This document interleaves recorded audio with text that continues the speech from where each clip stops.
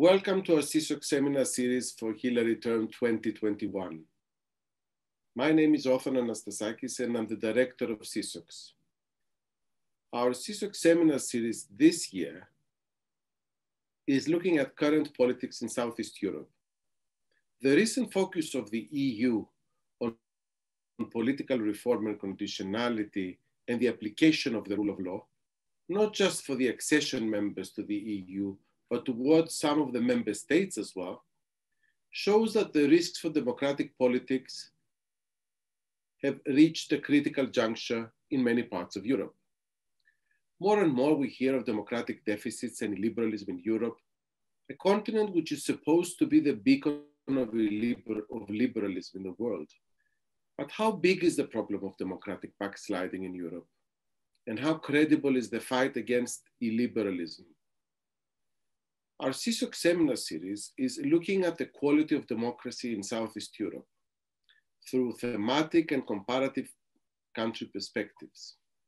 It focuses on Southeast European member states, accession and candidate countries, and includes panels on ethnopopulism and illiberalism, elections and party politics, the dominant power of the executive vis-à-vis the judiciary and the parliamentary, the freedom of media, the promotion of the rule of law, the legacies of the recent past, including post-conflict transitional justice, and finally, social protests and social movements. Today, we hold our introductory seminar with a broad discussion on democratic backsliding. What do we mean by democratic backsliding? And is it backsliding from a democratic previous situation, or is it normality? And can we also discuss and include achievements of democratic politics during the past years? Or is it simply doom and gloom? To answer these and other questions, we have an excellent panel of political scientists today to talk about how we understand illiberalism, populism, or competitive authoritarianism in the comparative regional context of Southeast Europe and beyond. I would like to present our speakers in the sequencing that they will be speaking, starting with Milada Vachudova, who's a very good friend of SEESOX, but also with an Oxford background because she did her DPhil in Oxford. And in fact, she wrote a great thesis, which later became a book, which was the Europe Undivided Democracy, Leverage and Integration After Communism, a great book which was has been read and referenced very widely, but which has also gotten a prize. Now, Milada is an associate professor at, sorry, Milada, I'm just looking now, my notes, Jean Monnet Chair and an associate professor of political science at the University of North Carolina at Chapel Hill. And she has also been a fellow. She has gotten fellowships in various places, European University Institute, Center for European Studies, at Harvard, at Princeton, and so on and so forth. Following Milada, it's Damir Kapidzic, who is an associate professor of comparative politics at the Faculty of Political Science, University of Sarajevo. And Damir is also dealing with matters of illiberalism, political parties, power sharing, obviously a strong experience with ethnopolitics, and recently produced a special issue on illiberal politics in Southeast Europe that he will be presenting ideas from that. And as our discussant, Dimitar Bechev, who's a senior fellow with the Atlantic Council Eurasia Center. He is also Europe's Future Program Fellow at the moment at the Institute of Human Sciences in Vienna. He's also director of European Policy Institute, which is the think tank based in Sofia. Multi-hearted Dimo has also written a very well-known book on Russia in the Balkans. I would like to say before our speaker starts, I have asked them to speak between 15 and 18 minutes, and then we can have time for question and answer. And I would like to say that feel free, obviously, to put your question in the question and answer in the chat. Julie will be posting the bios only, but in the Q&A, you can post your questions there, and please indicate if you would like to ask the question yourself, then indicate that in the question and answer, and Julie will allow you and unmute you to ask the question yourself. And with that, let's start with Milada. Over to you, please. Thank you so much, Othon, and it's really a pleasure to be here. As you all know, this is a momentous day for the United States, but also for the world. So hopefully things feel a little bit brighter. Now, alas, today I'm not presenting my paper about oppositions to authoritarian and ethnopopulists and how they triumph eventually. Today I'm looking more at the beast itself, so the rise of ethnopopulist parties and their sources of support and what they mean for patterns of competition. So let me share my screen. Hope this works.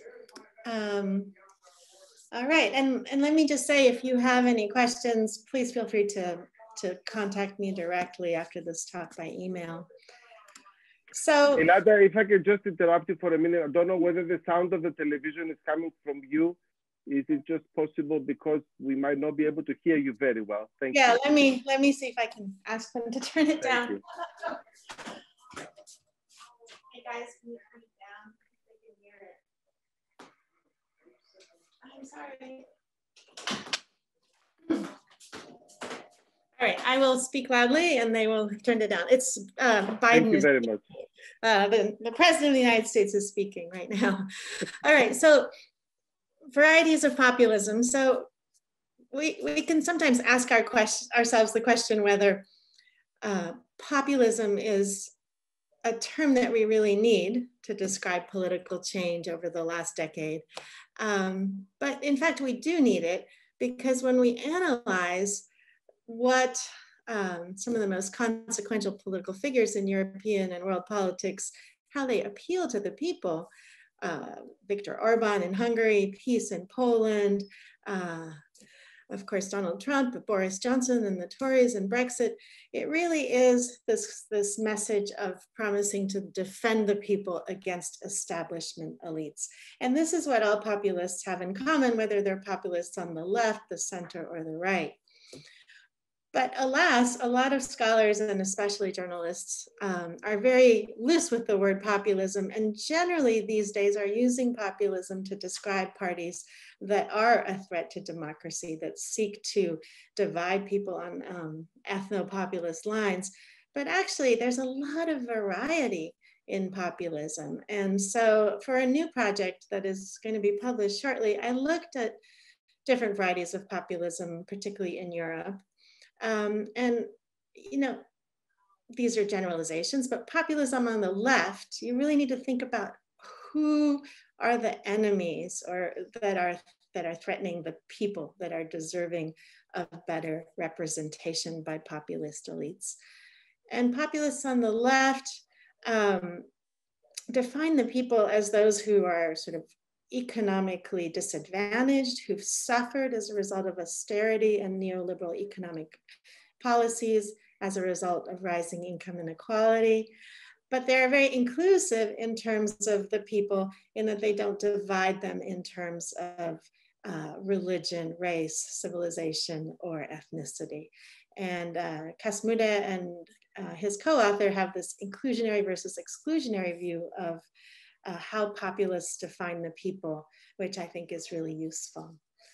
Now, populism at the center, we'll talk about it a little bit more later. You know, you have perhaps Emmanuel Macron and La France En Marche, some versions of technocratic populism that my colleague Linka Bustikova has written about. But what we're really interested in is populism on the cultural right. And to distinguish populism on the cultural right from traditional far-right parties, Professor Erin Jenny at CEU and I and others, including Dr. Barton Hronesheva, have turned to this term called ethnopopulism, which is broader, right? It doesn't, you know, the people are not necessarily being threatened by the minority next door or the nation next door. It's a cast in much broader and more flexible terms. And so it can be ethnicity, culture, nation, religion, race, or civilization. And in fact, a lot of it is sort of civilizational. If you look at the Brexit campaign, the Leave campaign, for example, it was very much about sort of preserving our British civilization against the other. Now, ethnopopulism, and of course there are many variations within, but if you look at Fidesz in Hungary and PiS in Poland, and you recognize also sort of the leading power of Orban, how he's being emulated by others, especially in Southeastern Europe, this is profoundly illiberal in that it is majoritarian. It is tyranny of the majority. So, you know, if the people agree with it, then this is how it should be. Never mind the rights of minorities. So ethnopopulism justifies the dismantling of counter-majoritarian institutions and trampling on the rights of minorities, because it says, you know, whatever the will of the people, whatever 51% in a referendum, or however the people's will is presented, this is what should go. The enemies are interesting, right? Because we've seen, on the one hand, such a flexible cast of enemies that are invoked by ethnopopulist leaders.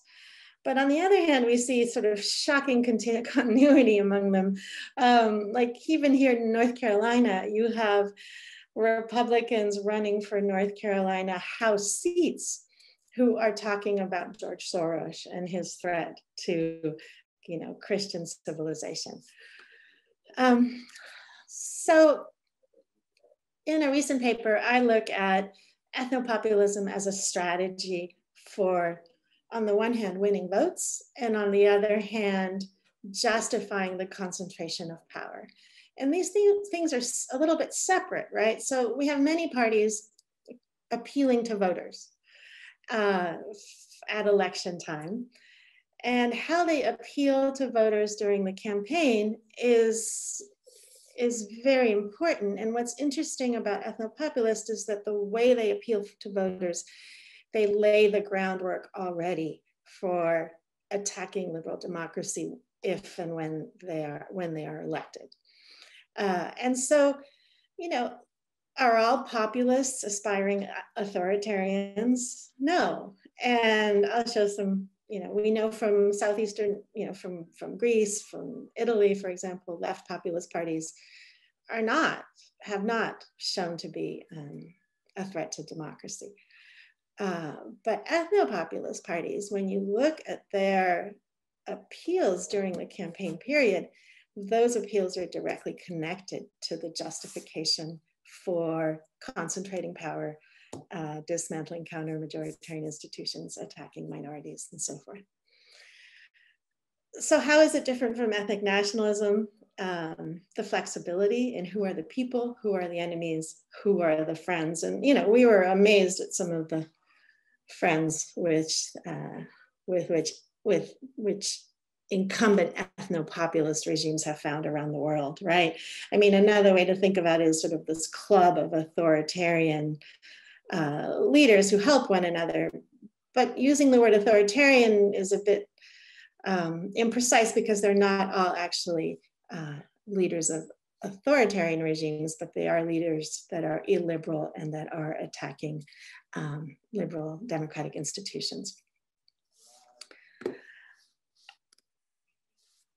The sources of support for ethnopopulism, I'm going to go very quickly over this. This is a very big literature that looks at sources of support for populism more broadly, and then looks into kind of differentiating that between left and center and right.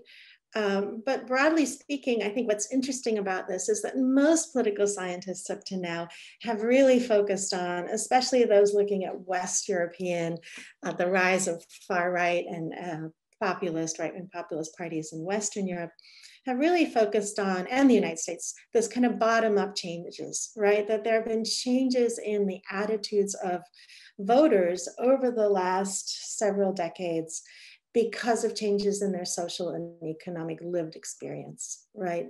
Greater job insecurity, rural voters feeling left behind, all of the books that have been written to explain support in rural America for Donald Trump, or in rural and working class Britain for the Leave campaign.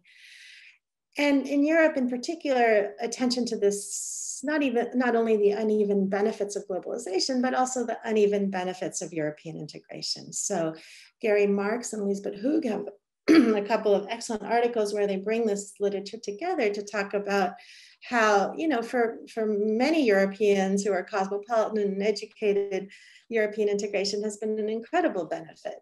But there are also other Europeans for whom there are very few benefits of the EU, at least the way they perceive it, and the costs are easily kind of depicted in terms of immigration, job insecurity, wage competition. And the last part of this kind of more bottom-up explanation is that mainstream parties have failed to represent these voters, and everyone has piled onto the social democratic parties in particular. Now, my work, and I feel like in East, Central, and Southeastern Europe, we are the drivers of the literature on more also the top down, right? And I think the top down deserves much more attention in Western Europe, in Britain, in the US, and we're getting there now, right? I think January 6th, 2021 will be sort of a centerpiece for the study of how, you know, top down, you create profound changes in people's political attitudes by controlling the information environment, amplifying existing grievances, and creating these feelings of perpetual resentment. So this is an exciting literature, and I feel like especially in East, Central, and Southeastern Europe, we have a lot of great case studies for looking at top down. You know, my own people, the Czechs, you know, 10 years ago, I don't think any of them spent any time thinking about Islam. And today, many are convinced that Islam and Muslim refugees are on the cusp of destroying European and Czech civilization. Okay, 12, 19. Okay, I better hurry. So puzzles in East Central Europe. I won't spend time on this, but it is very puzzling. So why Hungary and Poland, of all the countries, are now the front runner in terms of ethnopopulist incumbents who are concentrating power through democratic backsliding. And I think, you know, the puzzles are clear. You know, these are among the most economically successful, the most ethnically homogenous states where there are no refugees to speak of, and yet somehow this playbook of ethnopopulist incumbents has been incredibly effective. Now, one of the parts of this argument that I find especially interesting is how the things that we thought were so positive, and so this is from the article that I recently published in East European Politics called Ethnopopulism and Democratic Backsliding. Some of the things that we thought were so positive in the 1990s have in a way helped the ethnopopulist message today. In particular, I think of Adam Michnik and his very inclusive message, right? That in order to rebuild Poland, we have to bring everyone together, sort of like what President Biden is saying right now on the television screen. We can't continue to be divided into communists and the evil communists and the holy and the good who oppose them, because that's not even reality. But then today, this very position is used to create these conspiracy theories that the Round Table in Poland was all a stitch up. Another puzzle is the role of European integration. Although here I think it's just very, very interesting, because you have a lot of voters who are voting for very anti-EU parties, and yet in opinion polls, they're clearly for staying in the European Union. And so there's a kind of dual track, I think. Perhaps for some voters, you know, staying in the European Union is seen as a way to balance out the kinds of policies, or put a check on the policies of PiS and Fidesz, a little bit like in the United States where we have people voting for both parties, which always amazes me. Okay, finally in this section, I just wanted to point out, and I'm sure that this will resonate with those who study Serbia and Bosnia and elsewhere, how remarkably resilient these ethnopopulists are to irony and hypocrisy. And so for Fidesz and PiS, the centerpiece is, of course, that they claim they need to rid the country finally of communism and communist elites and communist networks. But in fact, to concentrate power, they are using the exact same methods, or many of the same methods, as the Communist Party did itself before 1989. And the answer to this is, hyperpartisanship, and also the kind of alternative realities that are created through misinformation and media control. Now, to just wrap up, I want to show you a few charts from the Chapel Hill Expert Survey. We have these varieties of populist incumbents, left and right. And, I think what we see when we look at the Chapel Hill Expert Survey data and the party systems is that these ethnopopulist parties don't tend to change the structure of competition, but they're certainly changing the substance. On the other hand, these left and center populists come in and kind of shake things up, sometimes very dramatically, like in Greece or France, but the substance of competition hasn't actually changed all that much. And if any of you are interested, I'm happy to share my paper with you. But here's some really kind of interesting look at kind of who are these ethnopopulist parties. Here is Hungary and Poland, and you can see very clearly when you look at the salience of anti-establishment rhetoric and the salience of immigration rhetoric, that these parties stand out, right? Fidesz is down here, PiS, together with the far right, Confederația.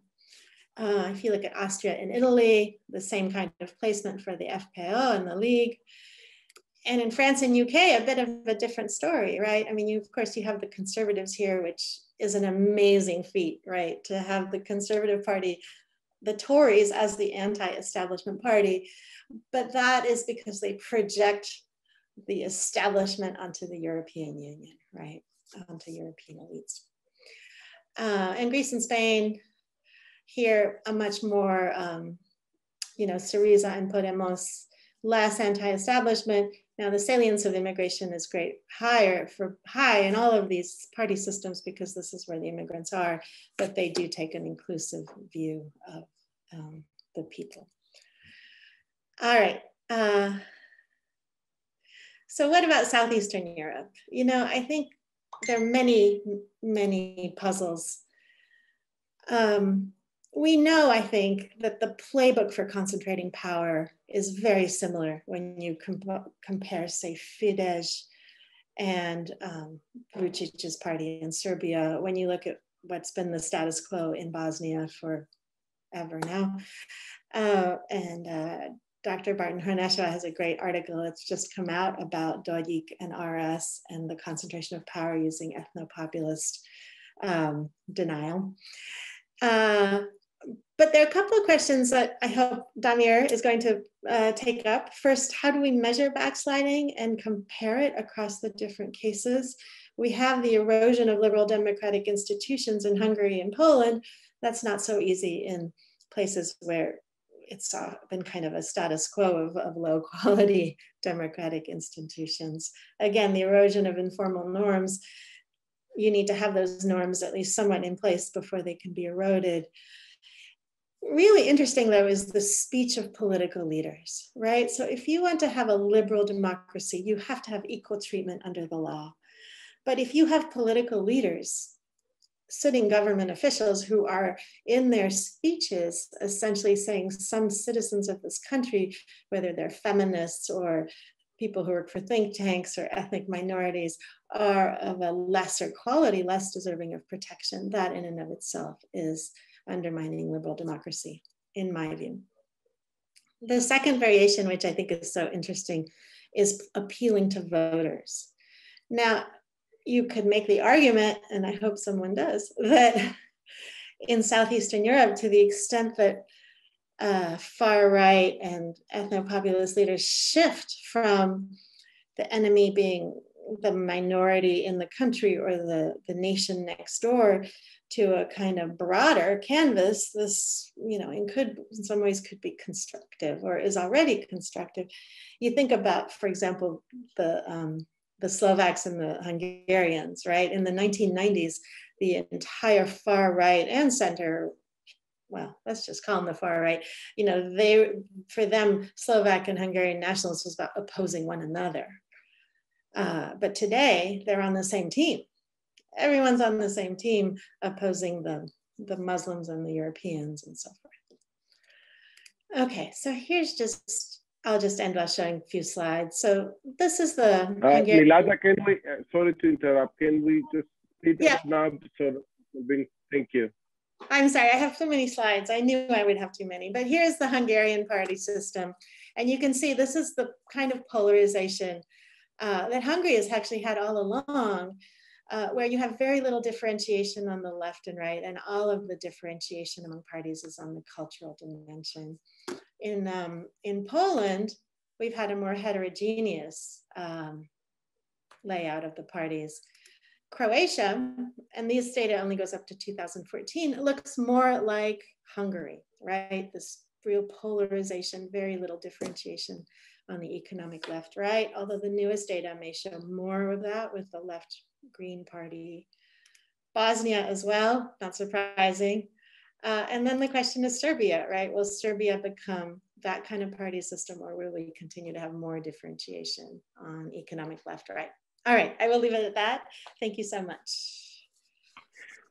Thank you very much, Milada.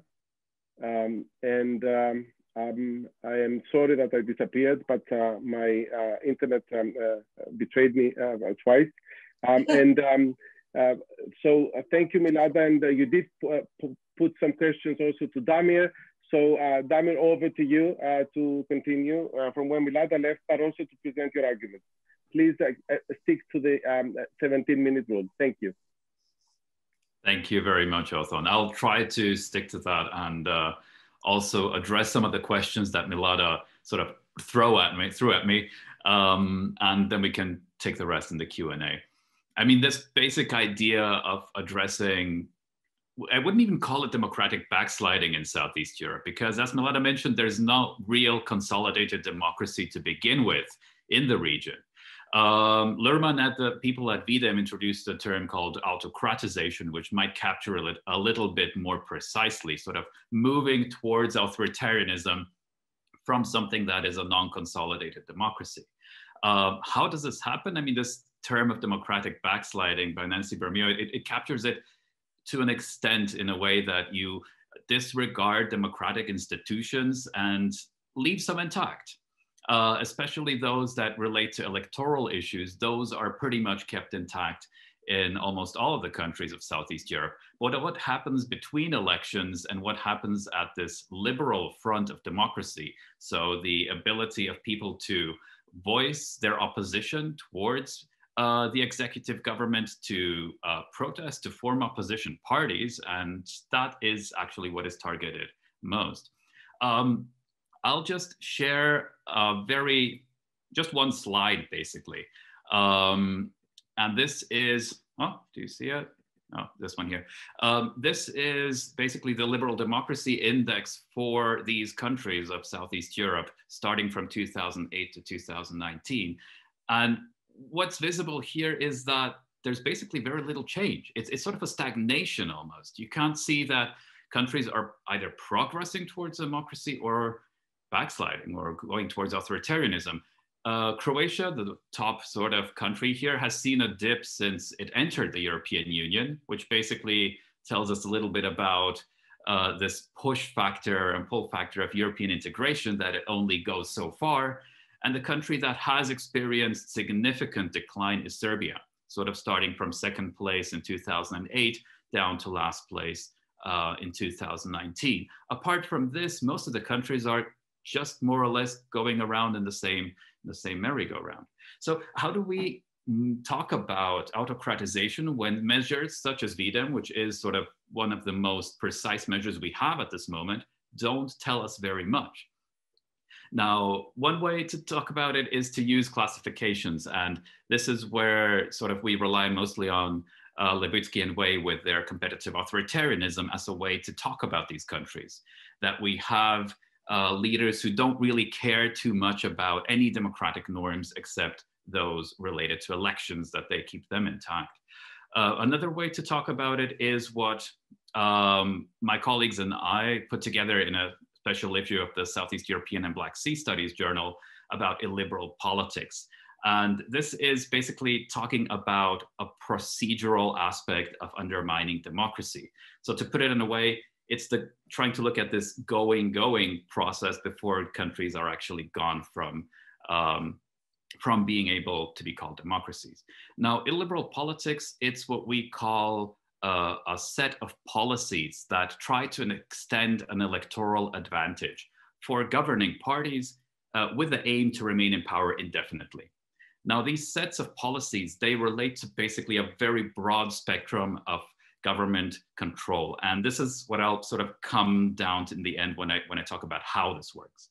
But just to wrap up of this, what we're talking about, the procedural aspect of looking at policies being taken, it allows us to identify, first of all, who is undermining democracies. That's sort of one of the key aspects to pinpoint the actors that are involved. It also allows us to identify quite early on any policies that might sort of affect democracy and lead to more authoritarian systems. Now, in terms of the policies that are adopted, as mentioned, they don't really target elections that much. It's much more targeting media, the rule of law, sort of misuse of public resources, freedom of assembly and expression. I'll give examples of those later on. The second aspect, and this is quite important when we talk about liberal politics, we can know who it is. We know who is actually responsible for this. Because right now, we don't see any sort of significant changes in terms of democratic or authoritarian movement. All of the change is very incremental, and it's very difficult to say, okay, that is the responsible actor, the political party or leader who is actually the one behind all of this. Now, by looking at policies that are taken, we are able to sort of pinpoint the blame, essentially. And this is what Milada mentioned in her top-down aspect of how parties work.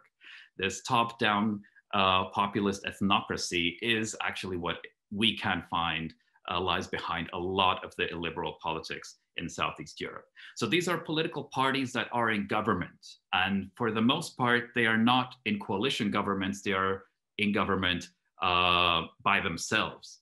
A lot of these parties, they have a very populist trait, and they have a very sort of ethno-nationalist trait to them. So starting from Vučić SNS in Serbia down to Dodik's SNSD, Milo Đukanovic's DPS, even the HDZ in Croatia fits this sort of pattern quite well.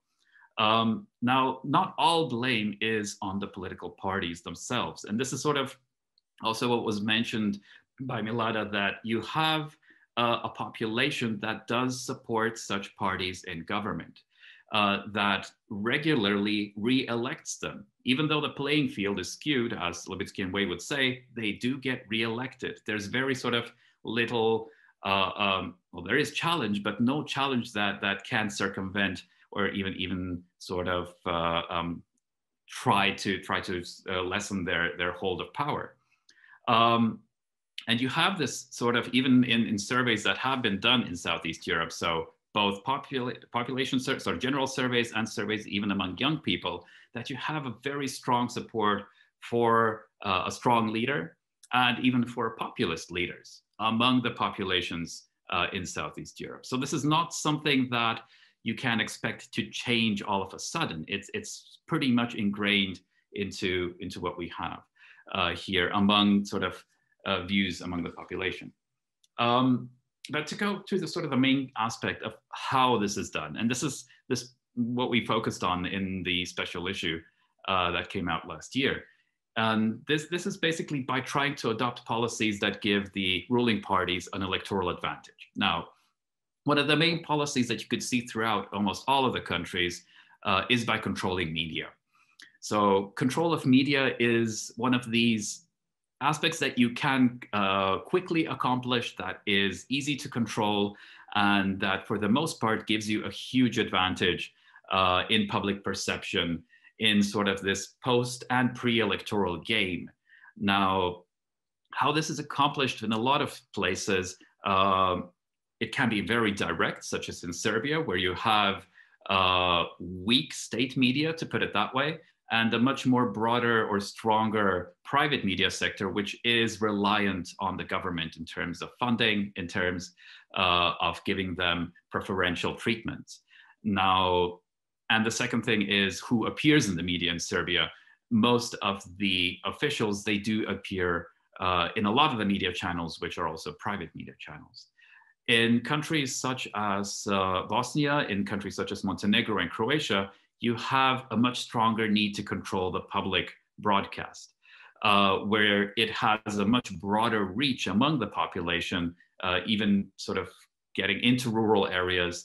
And this is basically done through controlling the governing boards of these public broadcast providers, where the political parties appoint people who are loyal to them to these boards, who oversee both hiring and the program structure. And this is how you basically gain sort of step by step of control over the entire process. Now in Bosnia more recently, this has even extended to sort of accountability of media. So the regulatory agencies who control hate speech, or well, look out for hate speech or violations of media code, even they have been sort of, the boards and directors of these oversight agencies have also come under control of the main political parties. So what you basically end up with is a media ecosystem that gives huge preferential treatment to parties which are in government, and not sort of an equal treatment across the board. On the other hand, this also sort of translates into how media can report on various issues that the government might not want them to report on.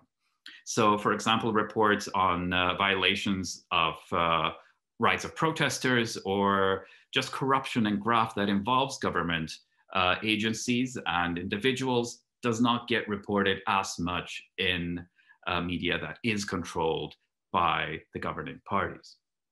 A second aspect is the rule of law and the judiciary in general as such, where you can see that any sort of control of the courts is pretty much sort of an ambiguous. The courts do not function as an independent entity in this sense. They try to do their work as long as this does not confront their both financial and sort of job security to come at them. So anything that really goes against high-ranking government officials usually does not end up in court. And the second thing here is that a lot of the legal process is also used or misused against opposition figures, not so much and against journalists, by the way. So libel is something that you can find that we found it all across the countries. It's used more or less to distract them away from fighting the parties in power, rather than having to deal, and then they have to deal with court issues.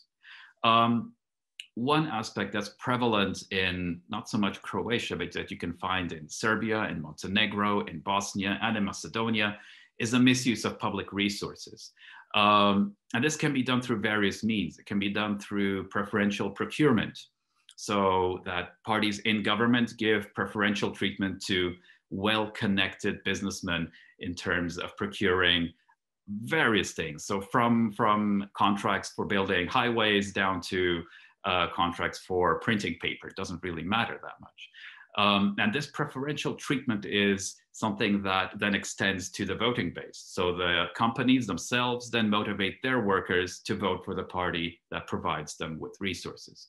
A second aspect is state-owned enterprises. And here we have seen that the governing boards of the state-owned enterprises, well, they usually change after elections, but they change in a way that then reflects the hiring process within the state-owned enterprises to sort of get, well, they basically function as electoral rewards for certain political parties. And all of this sort of adds up that this economic power of the state also gets misused by political parties. And finally, freedom of expression. I mean, we could see this in a few countries. In Macedonia, you could see it. You could see it in Serbia and Montenegro to an extent. It might have been the most visible in Bosnia with the suppression of the Justice for David protests in Banja Luka, where the riot police was actually sent after peaceful protesters, sort of dispersing them and not allowing them to assemble peacefully in the public squares, in the public spaces. Now, almost all of these policies on their own do not constitute a break with democracy, with maybe the exception of not allowing the freedom of expression, the freedom of assembly. But what it comes down to is that the sum of all of them, sort of adding them one on top of the other, is what makes countries move away from democracy and makes them less democratic. So it's not just a simple policy per se, a single one, but it is the addition and this huge number that they come together, and that then you end up with countries that are more authoritarian than they are democratic. Now, according to the question why, is there anything special around Southeast Europe that makes these countries more susceptible to such democratic backsliding or autocratization? This is something that, it's also a question to all the audience. I mean, this is something where we would also like to hear back and sort of see and try to find out, is there anything special about this region that makes it more vulnerable? I mean, of course, weak institutions are one aspect of it. We also rely on research done by Daniela Dolanec and Jarko Buchowski, who talk about sort of three aspects of post-communist power mutation. So the first being the power concentration in the executive. And this is something you can see in almost all of Eastern Europe, that the executive has much more strength than both the legislature and the judiciary. The second is a conversion of political power into economic power, where political power allows sort of control of the economic sphere, be it through procurement, state-owned enterprises, privatization, and so on. And the final one, which might also be pretty relevant to Southeast Europe, is what they call the dispersal of power from formal institutions into informal party-controlled networks, where power is no longer sort of institutionalized as such, but it is the party channels that matter much more in terms of access to this power. All as a sum, sort of to sum it up, I think that all of the countries of Southeast Europe, they don't really experience sort of democratic decline on a large scale, but what they do experience is a very steady and incremental decline. And the worrisome factor here is that you don't really see alternatives to move it up towards a more democratic system. Even Macedonia, which had experienced under Gruevski sort of a very sharp decline in democracy, did not manage to get out of this low space under Zaev as fast as some would have expected it to. So this sort of low level of democracy is something that you can see that these countries are stuck with, more or less. It's just a question of, if you go below a certain bar, and this is where Serbia currently is under Vučić, you really sort of comes very, very close to an authoritarian system, which makes any kind of politics there much more difficult and much more dangerous. So I'll leave it at that and welcome the discussion. Thank you very much, Damir, for your very interesting points, but also because you acted as a teaser for all the next seminars that will be touching upon all these different dimensions that you pointed out. And now I would like to turn to Dimo by also asking him, if possibly, to refer to Bulgaria and Romania as well. I mean, obviously, I missed Milada's presentation, and I don't know to what degree she developed on this. But sometimes it is the impression that we speak Southeast Europe, we mean Western Balkans that are dominating Southeast Europe. Bulgaria and Romania are a bit muted in a way, in the equality of democracy, either by the Central European countries, Hungary and Poland, or by the Western Balkans. Dimo, over to you, please. Thank you, Othon, and thanks for this opportunity. I really enjoyed the two presentations. And before I get to your question, Othon, let me just highlight a few points there and maybe pose questions to both speakers. And I promise I'll get to the Romanian and the Bulgarian example. I think what's really important is this issue of similarities and differences. And I mean, the similarities are obviously there with backsliding. And I'll add that all things being equal, you can foresee that the Western Balkans might actually emulate some of the examples you see in Central Europe. I mean, if you, and I don't speak as a political scientist, more like an analyst right now, if you gaze at the crystal ball and foresee Serbia becoming a member of the European Union, I think it will be a close approximation to the Hungary model with a different flow of resources because of the European funds coming there, but Vučić will be a carbon copy of Orban. So you see this kind of convergence that because of backsliding in Central Europe, the boundary has been blurred. Having said that, the similarities, I think it's really important to reiterate what both Milada and Damir had to say about the differences. Basically, in the Western Balkans, you didn't have this liberal phase. So backsliding might not be a good characterization. And what Damir said at the end about the step-by-step erosion might be a better paradigm, or democratic stagnation for that matter. You don't have this downfall over the past decade, but rather going around in circle. And I'll just go a bit further there. In places like Poland and Hungary, but also elsewhere in the region, Slovakia, Czechia, and so on and so forth, you very often have 50-50 countries, right? You have the Orbans and the Kaczynskis of this world being supported by part of the electorate, but equally you have a very strong opposition, of course, divided in the Hungarian case, which draws the allegiances of another very large segment of the population. Even in Hungary, the fact that Orban is in power is down to re-engineering of the electoral system. He didn't get to 50% over in the last election. It was because of the mixed electoral system that he got the advantage. Going back to this remark about the lack of a level playing field and Levitsky and Way.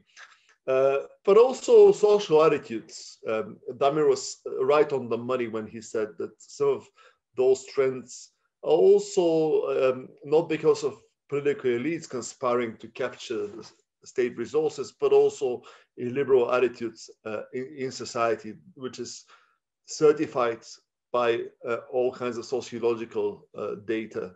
I think that applies to certainly Central Europe, but very clearly to the case of Romania and Bulgaria. You can put forward any question to do, for example, the rights of sexual minorities, and you get very similar responses in Kosovo, Poland, or Bulgaria.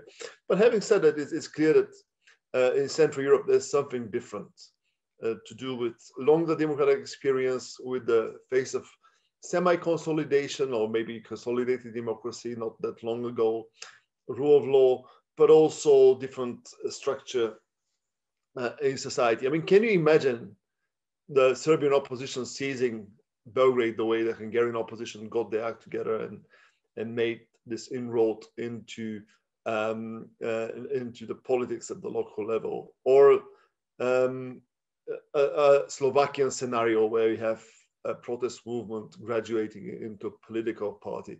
I find it very difficult to conceive of something along those lines in the Western Balkans. So maybe it's good to delve a bit deeper into the differences.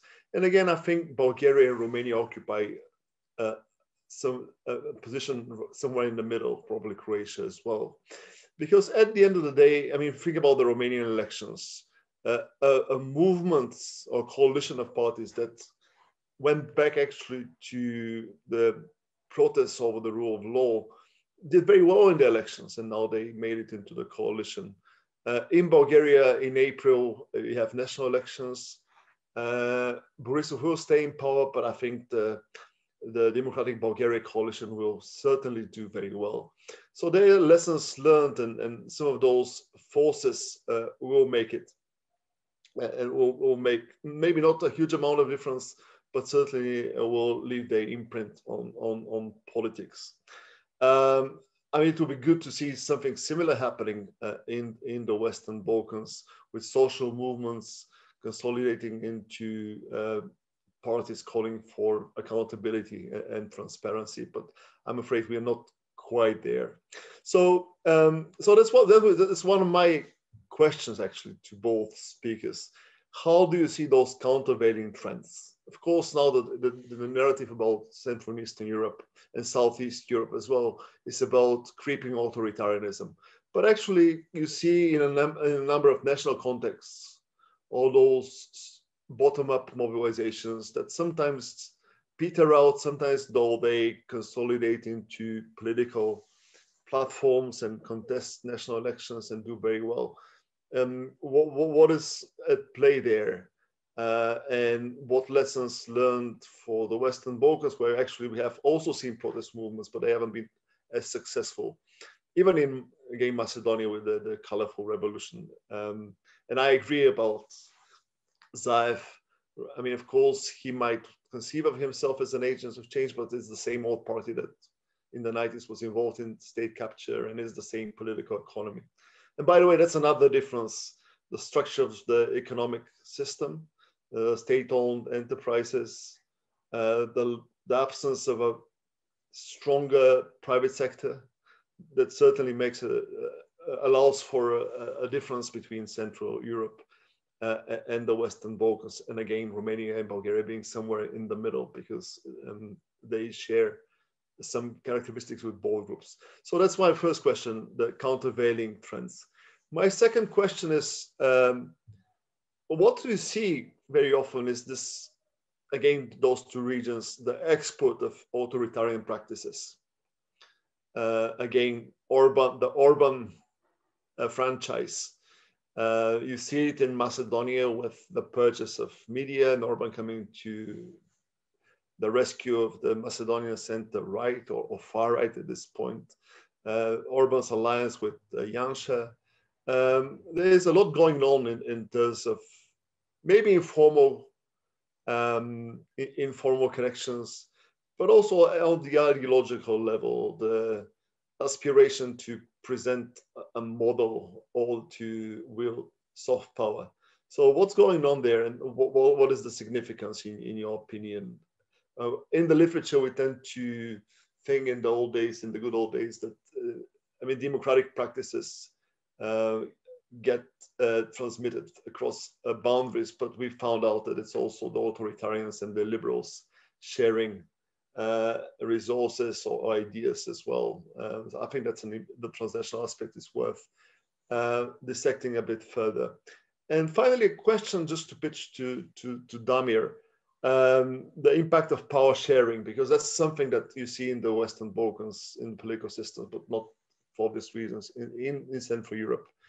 How does it connect to the issue at hand? I mean, you can say it's an incentive for nationalism and populism because you play to your own gallery and you maximize the nationalist vote. But doesn't it have this opposite effect as well? If you have decentralized polities like Bosnia, but also Macedonia to some degree, you don't have the Vučić scenario because it's very hard to have a strong man and to concentrate power. You might end up with a bunch of strongmen and this kind of state capture at a subnational level. But at the same time, isn't power sharing a break on the concentration of power and authoritarianism? So how do you see this nexus between authoritarianism and power sharing working? because it's really ambiguous in my book. So let me stop here and hand over to the speakers. And once more, thanks for the excellent presentations.